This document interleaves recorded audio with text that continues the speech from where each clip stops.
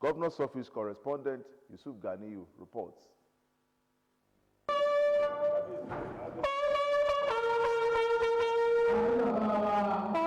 Vice President of Nigeria, Professor Yemi Osinbajo, accompanied by Ogun State Governor Prince Abeokuta, among other eminent personalities in Ilaro, the headquarters of Yewa Land, to interact with the people as a kickstart his presidential ambition on the platform of the All Progressives Congress (APC) in the 2023 general election.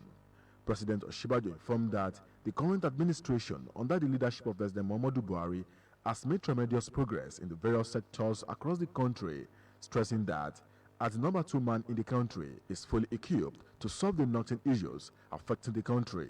My running for president is an answer to the call of duty, because I believe that after I have served in those capacities for 7 years, learned, been trained, I am possibly the only one of all the contestants who can hit the ground running on day one, who does not need a year, 2 years to figure out how to run the affairs of government. While soliciting for the support of the people in achieving his aspiration, Professor Osinbajo expressed optimism that his years of experience as accomplished legal practitioner would serve as an impetus in hitting the ground running immediately he becomes the president if elected. With all that I've learned, with all that God has given me, the opportunities God has given me, I cannot turn down a call to serve the people of this country, to serve my generation and generations yet unborn. Now, this is the progress so far, and we of course I covet your prayers and the prayers of all of our elders and leaders who are here, knowing fully that if that opportunity comes and God gives it to me, it is for the benefit of our state, the benefit of Yewa Land. Of course, I'm a son of Yewa Land, and also for the benefit of our entire nation. Ogun State Governor Prince Abeokuta, who appreciates the traditional rulers for their support, urged them to continue to pray for the vice president in actualizing his dream. And by the grace of God, God granted us victory. We will not forget that, and for that we will be very grateful. In his remark, the Olu of Ilaro and Paramount of Yewa Land, Oba Kehinde Olugbenle, commended the vice president for his selfless service to the nation, praying God to help him achieve his aspiration. That when he's on a journey, no man can stop him. The same God that did that of Prince Abeokuta, when people have given up hope, that same God will appear, because it's still the same today, it's still the same yesterday, and will remain the same forever. That same God will do the same in your life. The Vice President's consultation meeting to other states continues. Yusuf Ganiyu, OGTV News. A law chamber, Afe Babalola and Co., has urged the national chairman of the ruling All Progressives Congress (APC), Senator Abdullahi Adamu, to disregard the petition before his office seeking the disqualification of Ogun State Governor Prince Abeokuta from participating in the 2022 governorship primaries in the state. The law firm, in the letter responding to the petition and dated April 19, 2022, described the petition dated 12 April 2022 as full of spurious and unfounded allegations meant to mislead the party into disqualifying the governor from participating in the 2023 gubernatorial election.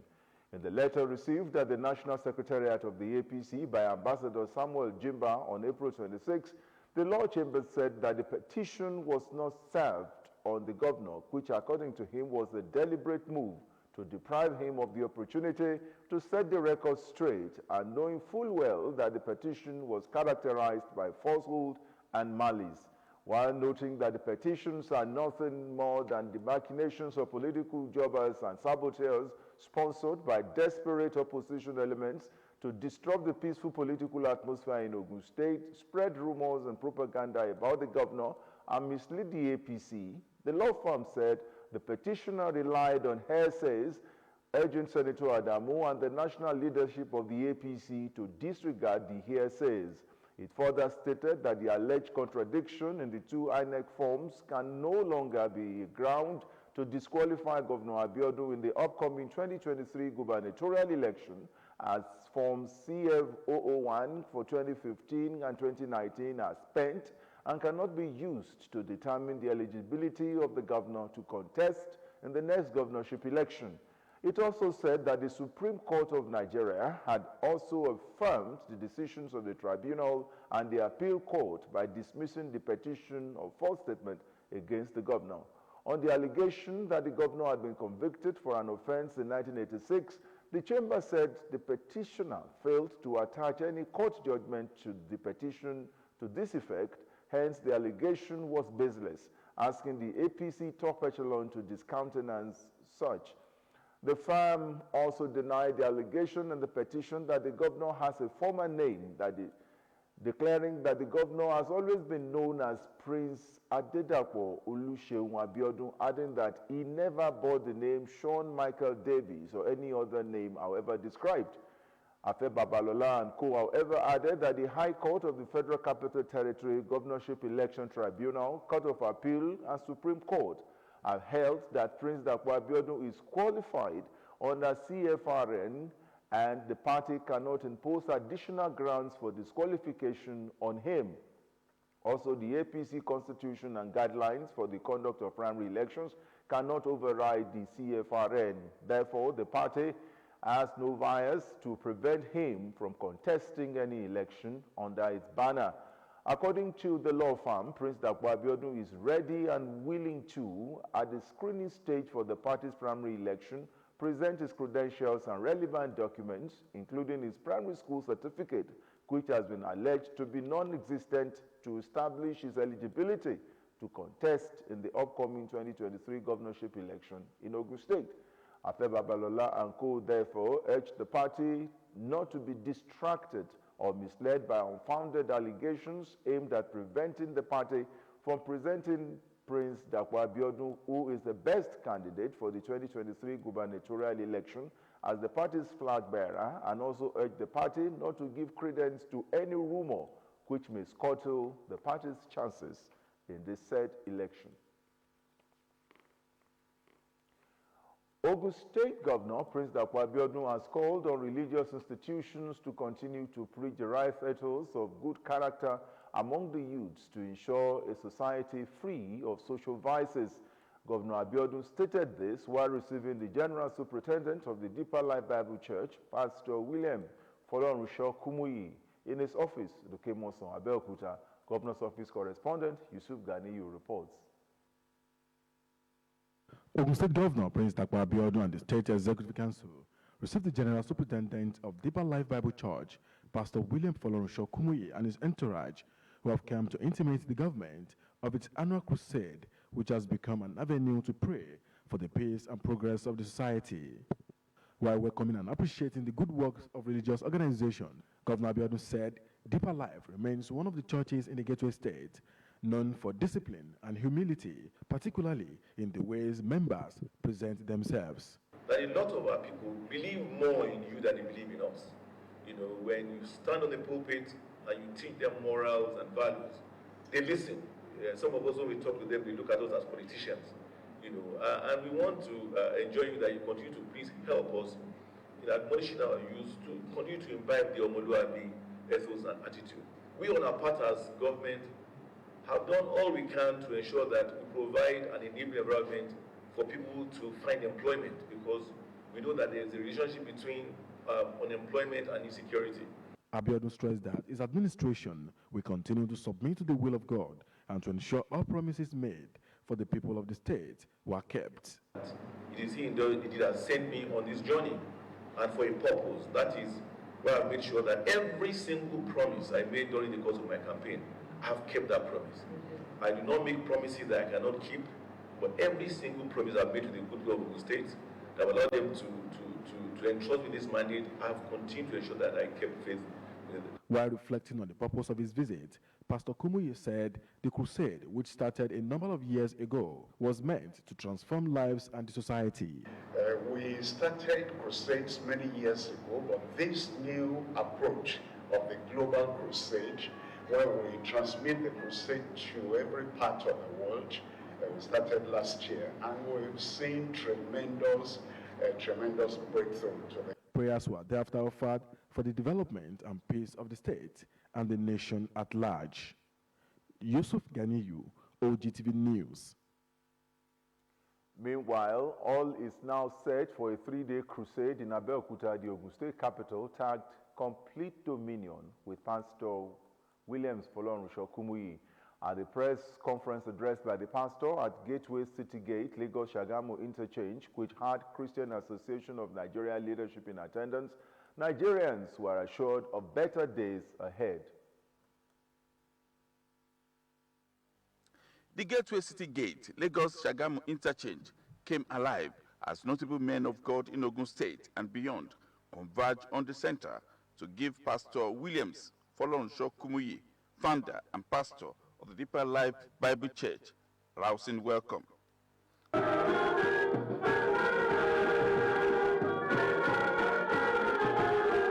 Pastor Kumuyi, who was accompanied by his wife, reviewed a parade before a brief press conference where he shed small light on the 3-day crusade scheduled to hold at the MKO Abiola International Stadium, Kutu, Abeokuta. We really appreciate your coming and also participating in the introduction to the great global crusade that is starting tomorrow, 28th of April, 2022. We've been to many places in Nigeria and were transmitted from that Alpha location to the different parts of the world. And the Lord has graciously blessed our moving out to all these places. Pastor Kumuyi assures that there will be enormous transformation of life, while wonderful testimonies will come during and after the crusade. Answering reporters' question, Pastor Kumuyi stresses that people have to match their thoughts with strong belief, adding that nothing could be achieved without it. Things that we never could even expect. But here we are. It's our time now in Ogun State. And I come with special love and special expectation because actually Ogun State is my second home. The Commissioner for Culture and Tourism, Dr. Toyin Taiwo, who represented the Governor of Ogun State, Prince Abeokuta, at the welcoming ceremony, assures that the government will be part of the crusade, hoping that good things will come to the state. After the event, Ogun State Christian Association of Nigeria was part of the welcome party. Adefowura Adesanwo, OGTV News.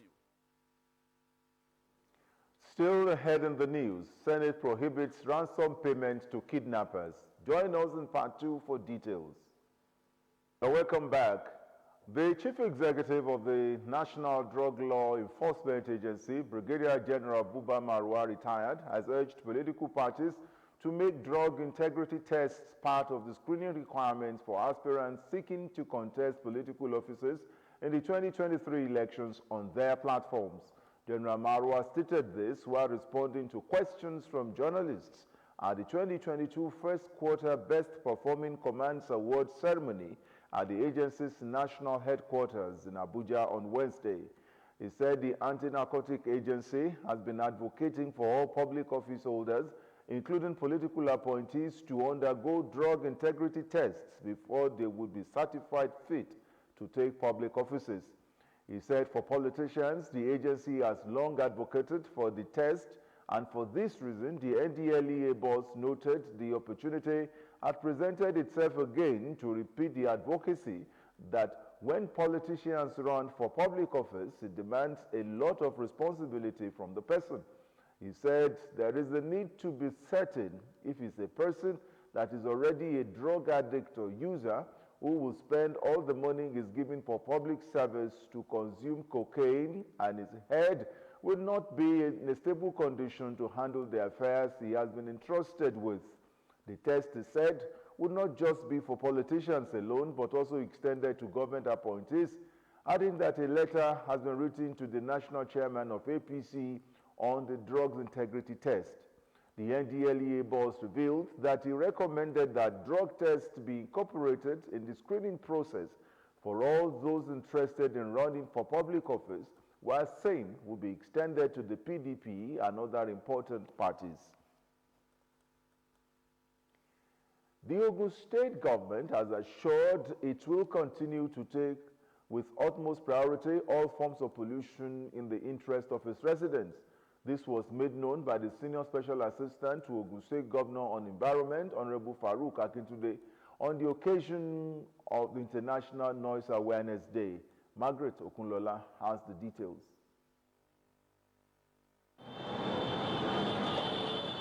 International Noise Awareness Day is a global campaign founded in 1996 by the Center for Hearing and Communication, and it is commemorated on the last Wednesday of April of each year. Noise affects people in many ways, but only deafness and annoyance receive actual interest from the general public.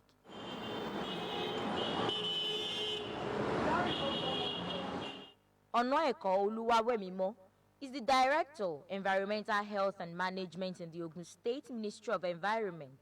He emphasized that noise pollution can come through seemingly normal but harmful practices. Generator is a source, sound system is a source, public address system is a source where the noise emanates from.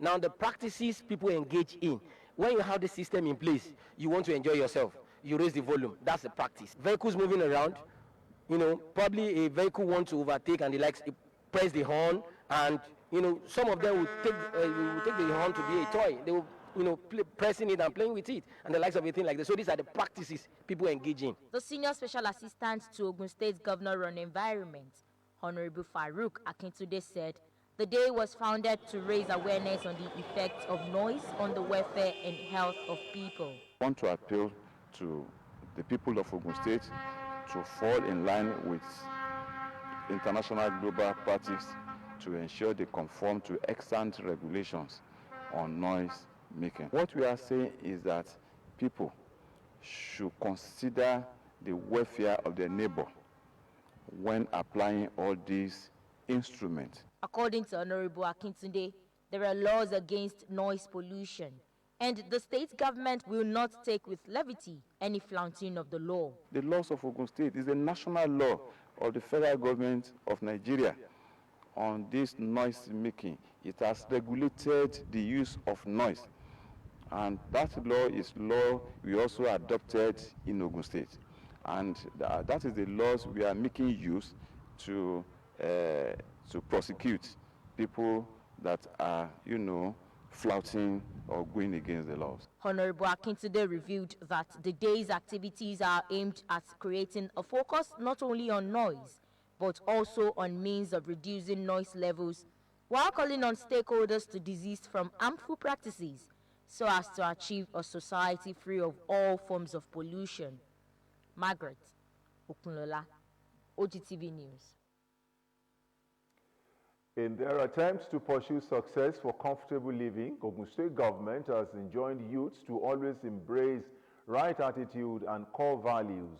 The Commissioner for Education, Science and Technology, Professor Abeokuta, said this during the launch of Value Transformation Roundtable by Project 55 Africa, held at Moshood Abiola Polytechnic, Ojere, Abeokuta. Professor Arigbabu encouraged youths to set positive and achievable goals for themselves and urged them not to venture into any character that can lead them into problems. He lamented the way social vices has characterized the lives of many youths nowadays, saying, if society were to be a better place of abode, youths must shun vices like cultism, ritual killing, drug abuse, examination malpractices, thuggery, kidnapping, and others.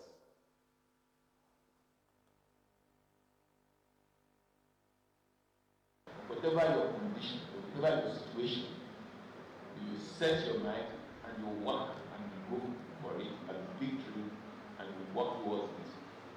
You will achieve whatever you set yourself. So let our youth embrace positive attitude, the right values, what we are known for, not even as Africans, not even as Nigerians, as Yoruba.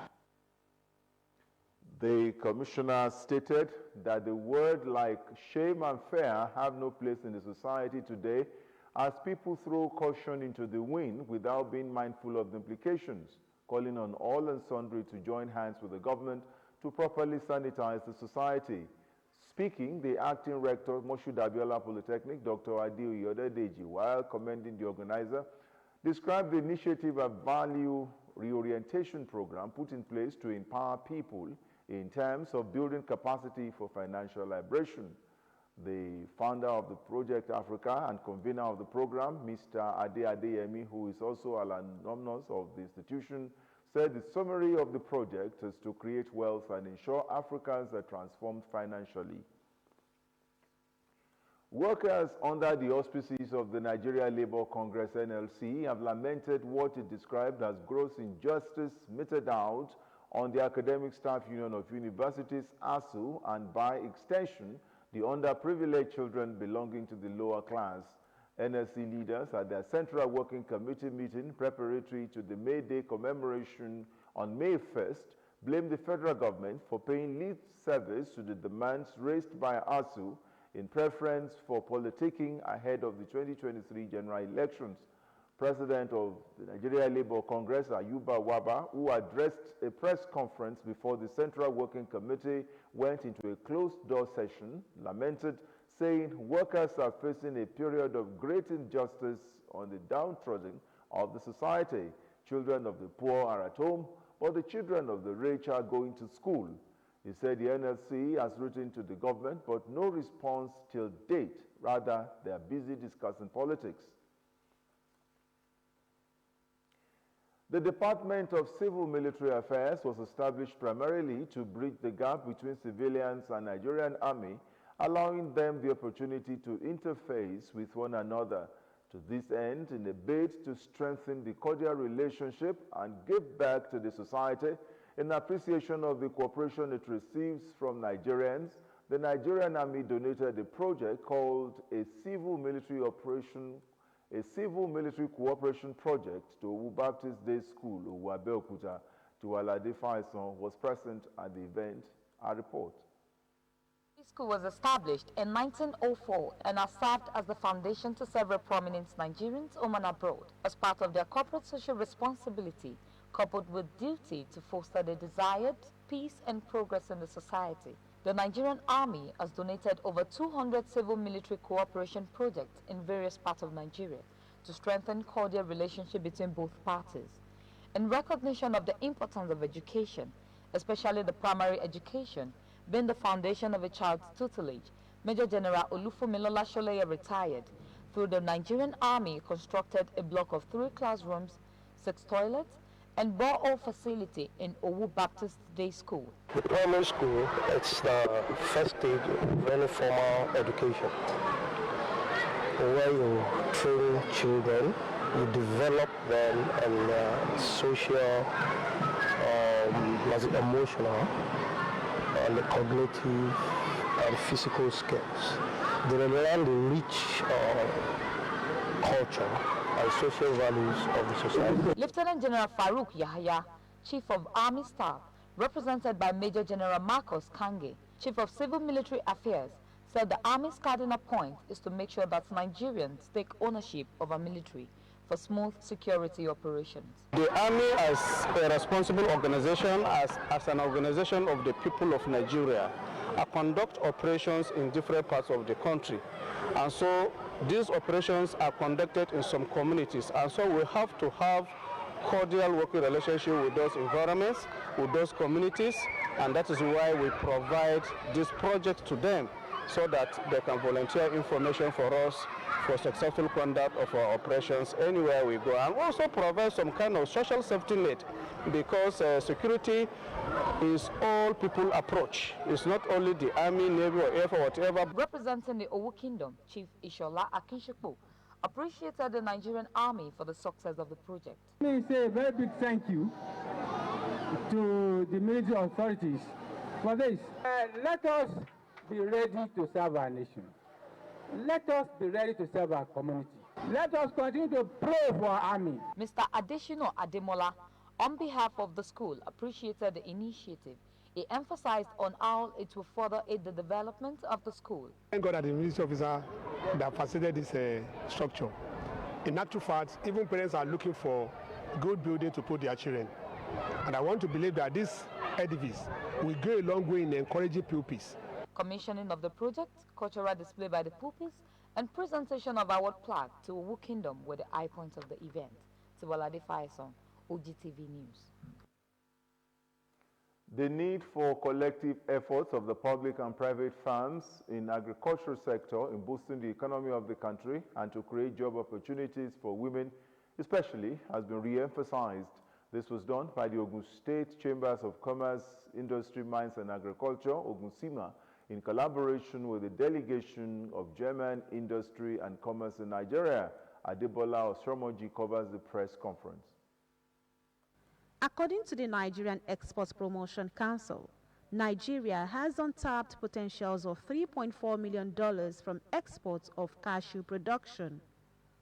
And to tap from this potential, a press conference was held by the delegation of German Industry and Commerce in Nigeria, GIZ, in conjunction with the Ogun State Chambers of Commerce, Industry, Mines and Agriculture, Ogun-Sima, to deliberate on how to make contribution to cashew production value chain. Ms. Yinkama Kinwa, who led the German industry team, submitted that the intending qualitative technical and vocational education with skill training for the farmers are in line with industry demands to sustain cashew farming in the country, which will formally start in Ogun State soon. So we are looking at working with the farmers in Abeokuta and also getting Olam on as an off-taker, meaning that all the nuts that are already produced, we already have a company that is saying, yes, we want to partner with Ogun State, we want to partner with the farmers in Abeokuta that are part of this pilot project. President Ogun-Sima, Alhaji Wasiu Olaleye, disclosed that 80 farmers and intending ones selected from the state will benefit from the training. After the pilot projects, there will be room for scaling up in future.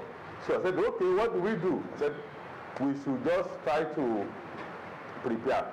So we started sensitizing our people so that they can key into the project.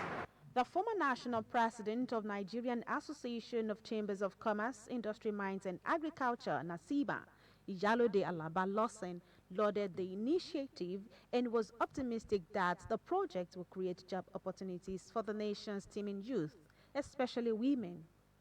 In unity lies strength, and this strength of unity can make us to go more, especially to develop our economy, both internationally and us locally in Nigeria, through agriculture. The interactive session witnessed questions from members of the press present and were answered accordingly by the facilitators. It was ascertained that 40 beneficiaries will be trained on the first phase of the project, which will begin on the 5th of May 2022. Adebola Oshomuji, OGTV News. The Federal Executive Council has approved the engagement of transaction advisors for consultancy services for the concession of Abeokuta Steel Company Limited. The approval also involved the National Iron Ore Mining Complex in Itakwe, Kogi State. The Minister of Information and Culture, Lai Mohammed, disclosed this shortly after Wednesday's hybrid FEC meeting presided over by President Muhammadu Buhari. Mohammed, who spoke on behalf of the Minister of Mines and Steel, Olamilekan Adegbite, said the move breathed an air of hope in the long-abandoned piece of infrastructure. He further explained that the COVID-19 pandemic slowed down the efforts of the Ministry of Mines to bring the project to fruition. The Senate is considering a bill that seeks to repeal and enact the Violence Against Persons Prohibition Act. The bill, sponsored by Senator Jubril Issa, has passed second reading and seeks to provide a comprehensive law against violence in private and public life.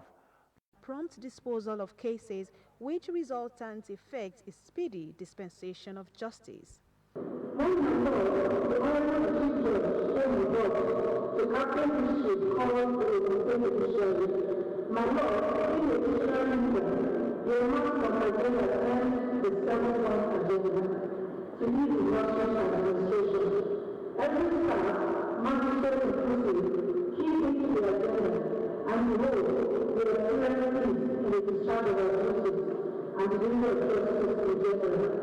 Declaring the conference open, Honorable Justice Mosumola Dikpeolu, the Ogun State Chief Judge, said The theme of the conference is very apt, calling on participants to take full advantage of the program towards actualizing a 7-point agenda to improve the state judiciary.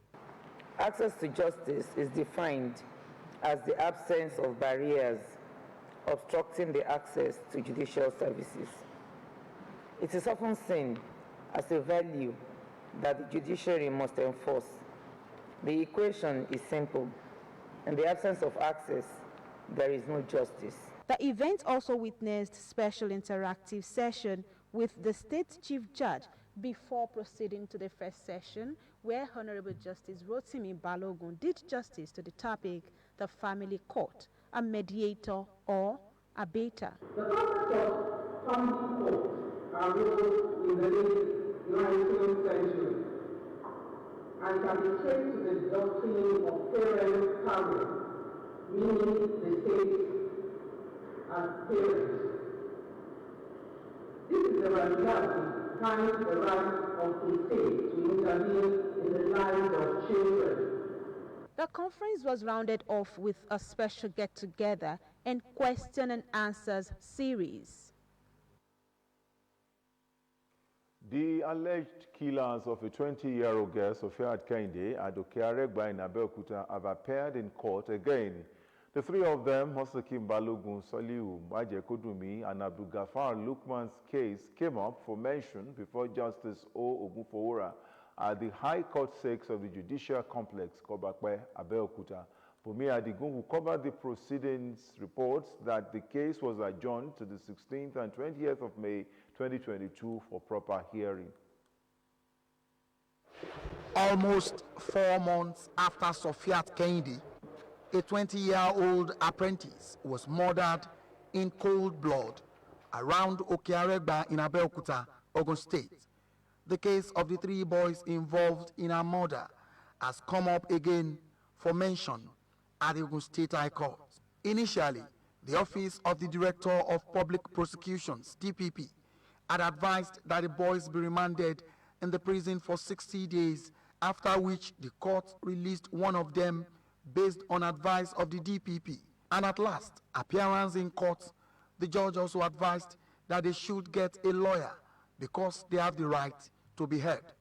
Now that the 3 boys, Mosakim Balogun, Soliu Majekodumi, and Abdulgafar Lukman, have a counsel, the case before Honorable Justice O. Ogunfowora is ready to be heard. But the situation took a twist when the counsel, who came in for 2 out of the 3 boys, told the court he was not ready to go ahead as he was just served on the morning of the case and still needed some time to study the papers, and we also need some other documents. Solicitor General and Permanent Secretary of the Ministry of Justice, Bamidele Adebayo, expressed gladness that the case has eventually taken off and assured that justice will prevail. We have some of the witnesses in court. Both parties are ready, so it is for the court now to hear us on the day the case is adjourned to. So we hope that by then we should be able to proceed, because we have about 8 witnesses listed on the indictment, and with the 8 witnesses, if we start on Monday with some of the witnesses, we believe that we should be able to conclude everything by Friday, which is the second date of adjournment. So that's the position. On the conditions of other counsels, the Solicitor General said the medical reports, which will serve as autopsy, and death certificate demanded will be gotten and handed to the councils. Under the ACJL, the law enjoins us to furnish every document we intend to tender in a case before the court to have to give to the other counsel. So we don't want to ambush anybody. We have supplied all those documents. The only one that is remaining is the medical report, which we are yet to collect from the General Hospital. The moment we collect the medical report from the General Hospital, we make it available. There's nothing for us to hide. We don't need death certificate. It is medical certificate. The certificate of the autopsy conducted on the corpse of the disease. That is all we need. The death certificate, that autopsy report is also called the death certificate, because it is the autopsy that will determine the cause of death, and in the autopsy report the cause of death will be stated. So that's why they call it death certificate, but we call it autopsy report. The matter was thereafter adjourned to the 16th and the 20th of May 2022. Bumi Adigun, OGTV News. Measles cases have surged by nearly 80% worldwide this year, the UN said Wednesday, warning that the rise of the canary in a coal mine illness indicates that outbreaks of other diseases are likely on the way. The coronavirus pandemic has interrupted vaccination campaigns for non-COVID diseases around the world, creating a perfect storm that could put millions of children's lives at risk, the UN's children's agency UNICEF and the World Health Organization said in a statement.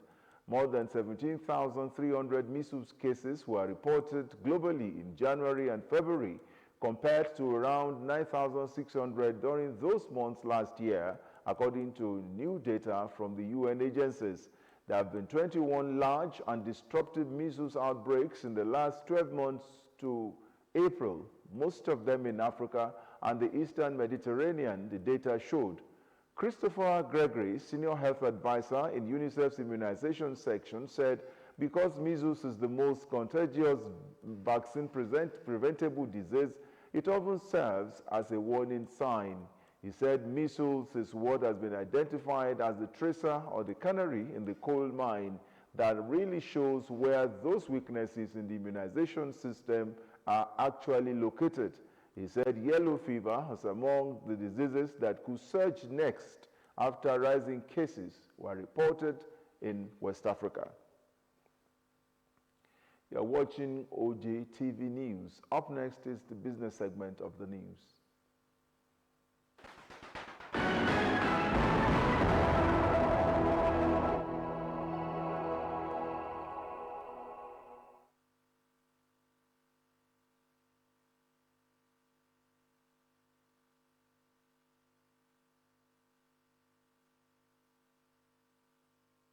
Welcome to the business segment of the news. The 36 states heaved a sigh of relief on Wednesday when the federal government held back from deducting their April allocations to pay consultants for the Paris Club refund. A federal high court had dismissed the suit by the state governments trying to stop the federal government from deducting from their monthly FAC allocation to offset $418 million owed consultants for Paris Club refund. At the end of the meeting, 725 billion naira March 2022 federal account revenue was shared among the federal government, state and local government councils. According to a communique at the end of a virtual meeting of the Federal Account Allocation Committee for April 2022, the 725 billion naira total distributable revenue comprised distributable statutory revenue of 521 billion naira and distributable value-added tax revenue of 204 billion naira. In March 2022, the total deductions for cost of collection was 44 billion naira and the total deductions for statutory transfers, refunds and savings was 382 billion naira. To enhance the global competitiveness of businesses, the federal government has committed 50 billion naira to the Nigerian Export Promotion Council.